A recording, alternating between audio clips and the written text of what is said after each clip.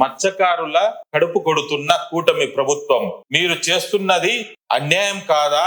కూటమి ప్రభుత్వ పెద్దలు సమాధానం చెప్పాలని ప్రశ్నిస్తున్న వైఎస్ జగన్మోహన్ రెడ్డి గారు. మత్స్యకారుల కోసం వైసీపీ ప్రభుత్వం కట్టించిన షిప్పింగ్ హార్బర్లను స్కాములు చేసి ప్రైవేటు వ్యక్తులకు అమ్మేస్తున్నారని విమర్శ చేస్తున్న వైఎస్ జగన్మోహన్ రెడ్డి గారు. మరో విషయం ఏమిటంటే, ఈసారి కూడా వైఎస్ జగన్మోహన్ రెడ్డి గారి ప్రభుత్వమే ఉంటే మత్స్యకారులు సౌకార్లు అయ్యేవారని అంటున్న వైఎస్ జగన్మోహన్ రెడ్డి గారు. ఆంధ్ర రాష్ట్రంలో వైసీపీ ప్రభుత్వం అధికారంలో వచ్చి ఉంటే మత్స్యకారులు సౌకార్లు అయ్యే విధంగా ప్రణాళిక సిద్ధం చేశామని, ఆ ప్రణాళిక అమలయ్యి ఖచ్చితంగా మత్స్యకారులు సౌకార్లు అయ్యేవారని వైఎస్ జగన్మోహన్ రెడ్డి గారు అన్నారు. ఆంధ్ర రాష్ట్రంలో జరుగుతున్న అభివృద్ధిని ఆపడమే కాకుండా మాజీ మంత్రి సిదిలి అప్పల్ రాజు గారి కుమారుడిపై కక్షపూరితంగా యాక్సిడెంట్ కేసును మర్డర్ కేసుగా మార్చి కేసు నమోదు చేసిన వైనాన్ని ఎత్తి చూపారు వైఎస్ జగన్మోహన్ రెడ్డి గారు. ఈ సంఘటనలో రాష్ట్ర ప్రభుత్వ తీరును కోర్టులే తప్పుపట్టాయని వైఎస్ జగన్మోహన్ రెడ్డి గారు అన్నారు. బోటు ప్రమాదంలో మత్స్యకారులు చనిపోతే పట్టించుకోని ప్రభుత్వం కేవలం 10 లక్షల రూపాయలు మాత్రమే నష్టపరిహారం అందించి చేతులు దులుపుకుందని వైఎస్ జగన్మోహన్ రెడ్డి గారు తీవ్ర విమర్శలు చేశారు. రాష్ట్ర ప్రభుత్వం బాధ్యత వహించి నష్టపోయిన మత్స్యకారుల కుటుంబానికి ఒక్కో కుటుంబానికి ₹1 కోటి నష్టపరిహారం ఇవ్వాలని డిమాండ్ చేస్తున్న వైఎస్ జగన్మోహన్ రెడ్డి గారు. ఈ ప్రభుత్వం అరకొరగా సహాయం చేసినా రాబోయే రోజుల్లో ఖచ్చితంగా వైఎస్ఆర్సీపీ పార్టీ అధికారంలోకి వచ్చిన తర్వాత నష్టపోయిన మత్స్యకారులను గుర్తు పెట్టుకొని మరీ ఎక్కువ మొత్తంలో నష్టపరిహారం అందించడానికి వైఎస్ఆర్సీపీ పార్టీ ప్రయత్నం చేస్తుందని బాధితులకు భరోసా ఇచ్చిన వైఎస్ జగన్మోహన్ రెడ్డి గారు ఇప్పుడు కూడా ప్రతిపక్ష పార్టీగా తన బాధ్యతను గుర్తెరిగి ఎంతో కొంత ధన సహాయము తప్పకుండా చేస్తామని బాధితులకు హామీ ఇచ్చిన వైఎస్ జగన్మోహన్ రెడ్డి గారు. ఆంధ్ర రాష్ట్రంలో మత్స్యకారుల భవిష్యత్తు అంధకారంలో ఉందని వైఎస్ జగన్మోహన్ రెడ్డి గారు అన్నారు. వైఎస్ఆర్సీపీ పార్టీ అధికారంలో ఉన్నప్పుడు 10 చోట్ల షిప్పింగ్ హార్బర్లను ఏర్పాటు చేసి షిప్పింగ్ ల్యాండింగ్ సెంటర్లను కూడా ఏర్పాటు చేసి మత్స్యకారుల కోసం ప్రత్యేకమైన శ్రద్ధ చూపించామని, ప్రస్తుతం కూటమి ప్రభుత్వం అధికారంలోకి వచ్చాక ఒక్కటంటే ఒక్కటి కేవలం ఒక్క చోటైనా షిప్పింగ్ హార్బరు నూతనంగా ఏర్పాటు చేశారా అని వైఎస్ జగన్మోహన్ రెడ్డి గారు కూటమి ప్రభుత్వాన్ని నిలదీశారు. అంతేకాకుండా వైఎస్ఆర్సీపీ పార్టీ కట్టించిన షిప్పింగ్ హార్బర్లను ప్రైవేటు వ్యక్తులకు తక్కువ ధరకు కేటాయించి డబ్బులు దన్నుకుంటున్నారని వైఎస్ జగన్మోహన్ రెడ్డి గారు ప్రభుత్వాన్ని ఉద్దేశించి కామెంట్ చేశారు. అంతేకాకుండా వైఎస్ఆర్సీపీ పార్టీ అధికారంలోకి వచ్చి ఉంటే ఖచ్చితంగా మత్స్యకారులు సొంతంగా బోట్లు కొనుక్కొని ఈ షిప్పింగ్ హార్బర్ల ద్వారా వేల సంఖ్యలో ఆదాయాలు సంపాదించుకుంటూ పేదవారు ధనికులుగా మారే అవకాశం వైఎస్ఆర్సీపీ ప్రభుత్వం కల్పించిందని, ఆ పనులు కొనసాగి ఉంటే ఖచ్చితంగా మత్స్యకారుల భవిష్యత్తు మారేదని వైఎస్ జగన్మోహన్ రెడ్డి గారు అన్నారు.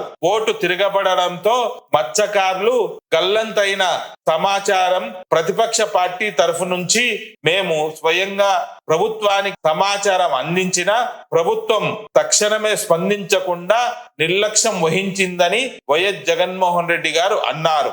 అంతేకాకుండా ప్రభుత్వం కేటాయించినటువంటి నియమించినటువంటి సిట్ అధికారుల నివేదిక తప్పులు తడకగా ఉందని వైఎస్ జగన్మోహన్ రెడ్డి గారు విమర్శ చేశారు. సరైన సమయంలో ప్రభుత్వం స్పందించకుండా నిర్లక్ష్యం వహించడం వల్లే ప్రాణ నష్టం ఎక్కువ స్థాయిలో జరిగిందని వైఎస్ జగన్మోహన్ రెడ్డి గారు గుర్తు చేశారు.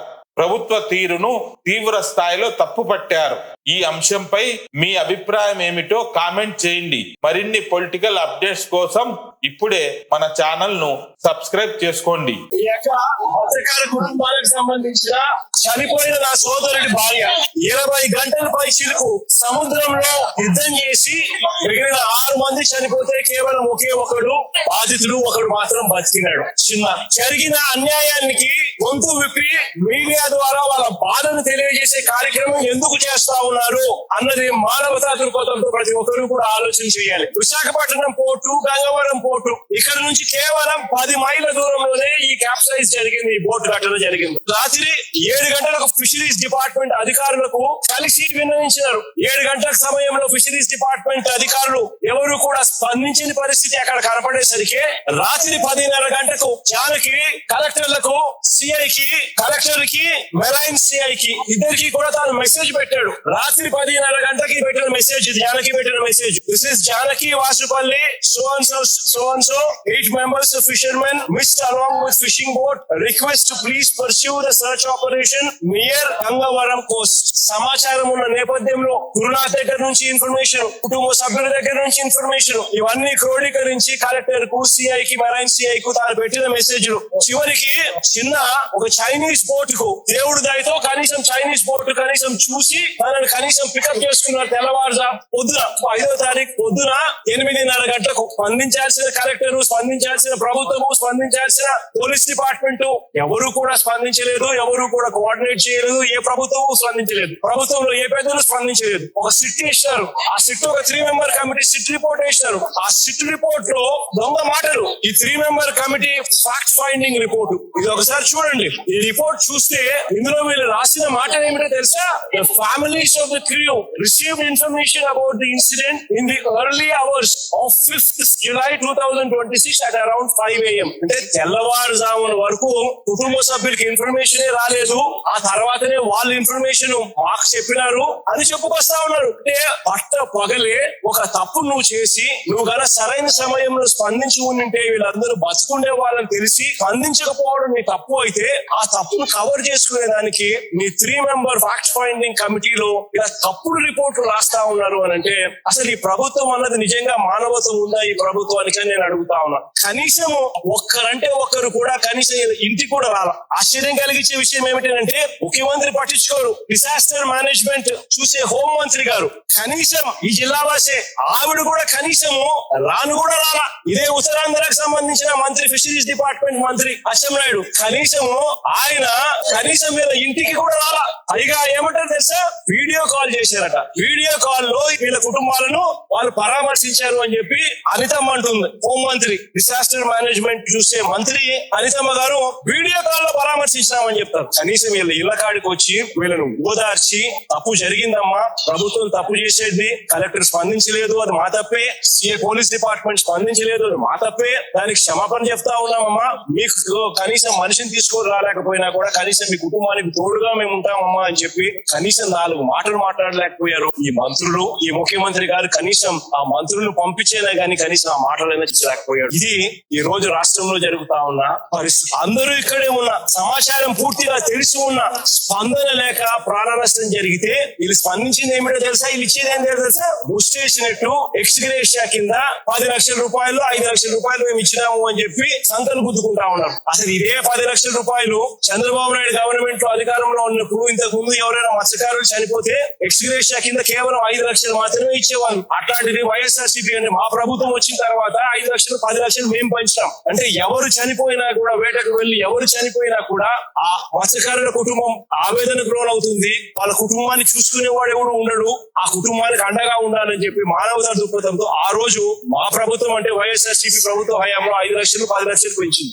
కలెక్టర్లు గానీ, పోలీస్ డిపార్ట్మెంట్ గానీ ఒక కంప్లైంట్ గానీ చేతికి వస్తే మనుషులు చనిపోతా ఉన్నారు, వెంటనే ఆదుకోవాలి అని చెప్పి ఎవరైనా కంప్లైంట్ చేస్తే స్పందించే తీరును మెరుగుపరచాలి అని అంటే గతంలో వైఎస్ఆర్సీపీ ప్రభుత్వం ఎలా పలికింది, ఇప్పుడు చంద్రబాబు నాయుడు గారి ప్రభుత్వం ఎలా పలుకుతా ఉంది అని ప్రతి మత్స్యకార సోదరుడు, ప్రతి మత్స్యకార కుటుంబం, ప్రతి పేదవాడు కూడా ఆలోచన చేయాలి. 2023 నవంబర్ లో విశాఖ ఫిషింగ్ హార్బర్ లో అగ్ని ప్రమాదం జరిగినప్పుడు 49 బోట్లు ఇక్కడే విశాఖపట్నంలోనే కాలిపోతే పలికింది ఎవరో తెలుసా? మీ జగనన్న ప్రభుత్వం. ఏకంగా వెంటనే 80% బోటు విలువలో 80% విలువ కట్టి 7,11,00,000 రూపాయలు వెంటనే వాళ్ళు రిలీజ్ చేసినాం ఆ రోజు 2023 నవంబర్ లో. ఇది ఒకటే కాకుండా సుమారుగా 400 మంది మత్స్యకార కార్మికులకు, హమాలీలకు, చిన్న వ్యాపారులకు అదే ఘటనలో ఒక్కొక్కరికి 10,000 రూపాయలు చెప్పున 400 మంది మత్స్యకార కుటుంబాలకు కూడా ఈ మాదిరిగానే మీరు అదే రోజే జరిగింది. ఇది ఒకటే కాకుండా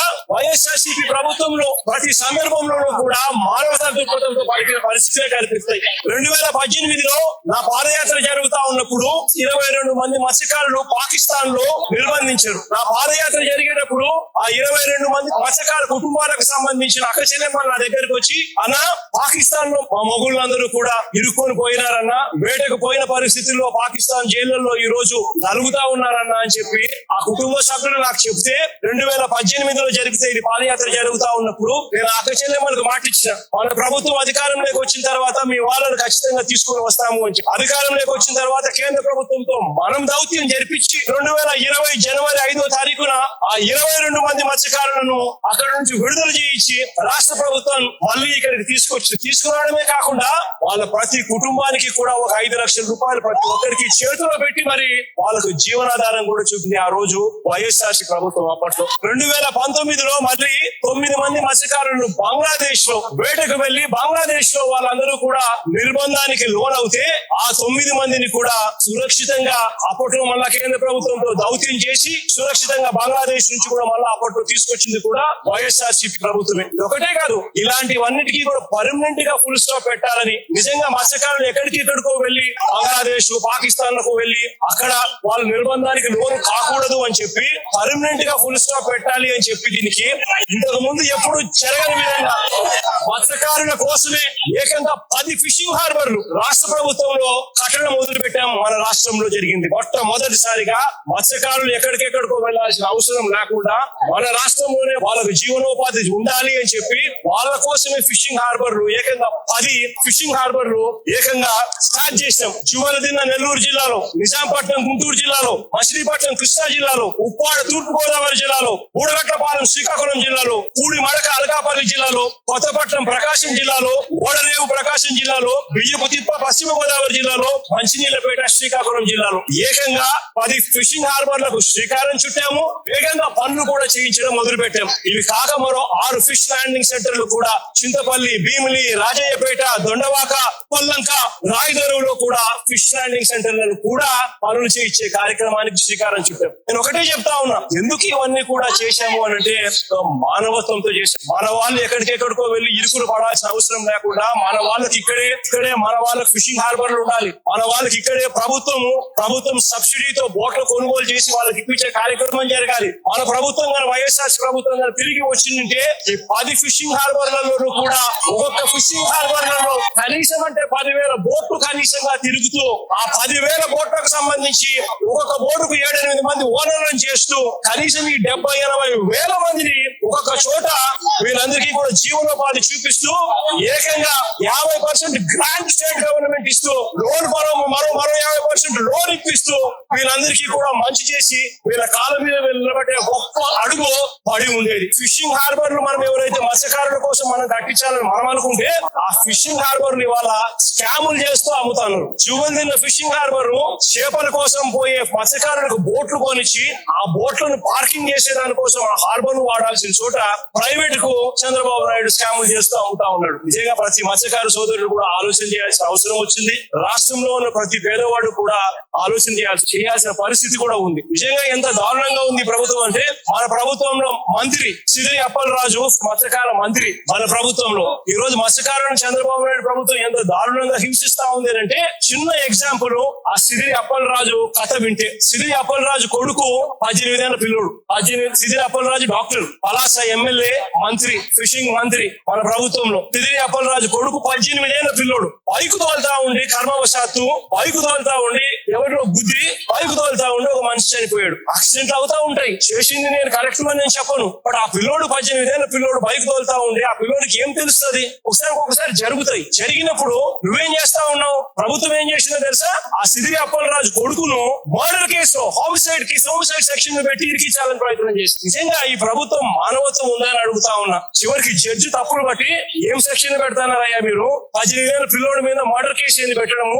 అదే యాక్సిడెంట్ అయ్యింది, తప్పు జరిగింది, అది మర్డర్ కేసు పెట్టడం ఏందయ్యా అని చెప్పి జడ్జి తిట్టి సెక్షన్ మార్పించింది. అంటే ఎంత దారుణంగా జరుగుతా ఉందని ఆలోచన చేయమని అడుగుతా ఉన్నా. జువల్దినిలో మత్స్యకారులకు ఇబ్బంది కలుగుతా ఉన్న పరిస్థితుల్లో తమిళనాడులో బోట్లు మన మత్స్యకారులకు ఇబ్బంది పడతా ఉంటే ఆ బోటును మన మత్స్యకారులు పట్టుకుని పోలీస్ స్టేషన్ కి అప్పచెప్తే ఇడిపించింది ఎవరో తెలుసా? తెలుగుదేశం పార్టీకి సంబంధించిన ఇల్లే. లోకేష్ గారు అక్కడికి పోతారు, నెల్లూరు జిల్లాకు. లోకేష్ పోయిన మరుసటి రోజు బోటు రిలీజ్. బోటు కూడా ఏంది, స్టేషన్ లో పెట్టిన బంగారం మాదిరి బోటును స్టేషన్ కి అప్పచెప్తే స్టేషన్ లో పెట్టిన బంగారం దొంగతనం అయిపోయినట్టుగా బోటు దొంగతనం అయిపోతుంది. దానికి కారణం ఎవరంటే లోకేష్ తో పాటు ఇంకొక తెలుగుదేశం పార్టీకి సంబంధించిన ఒక ఎంపీ, రాజ్యసభ ఎంపీ. అంటే మత్స్యకారులు అంటే ఎంతో విలువ లేకుండా ఉంది అనేది ఆలోచన చేయాల్సిన అవసరం కూడా ఉంది. ఈ రోజు రాష్ట్రంలో నిజంగా ప్రతి పరిస్థితి కూడా ఇదే మాదిరిగానే ఉంది. రాష్ట్రంలో ఈ రోజు పిల్లలు సంతోషంగా లేరు, ఫీజు రీయింబర్స్మెంట్ అందడం లేదు, స్కూళ్లు అన్యాయంగా తయారైపోయి ఓడలతో కూడా సరిగ్గా ఇవ్వని పరిస్థితి,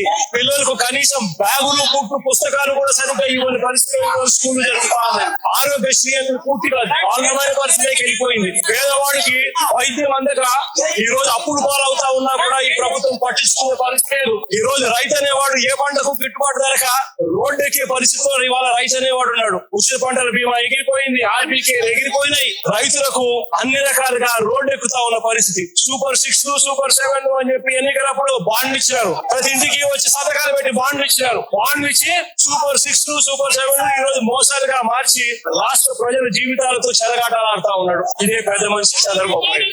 అన్ని రకాలుగా తోడుగా మేము ఉంటామా. పార్టీ తరపు నుంచి కూడా మీ అందరికీ కూడా మనం చేయగలిగిన సహాయం అంతా కూడా చేస్తామమ్మా. అది ఎక్కువ చేయలేకపోయినా కూడా ఖచ్చితంగా చేసే కార్యక్రమం మాక్సిమం అయితే మాట్లాడుకొని అందరం కూడా మాట్లాడుతూ పార్టీ తరపు నుంచి మాక్సిమం మీకు అందించి సహాయం చేస్తాం.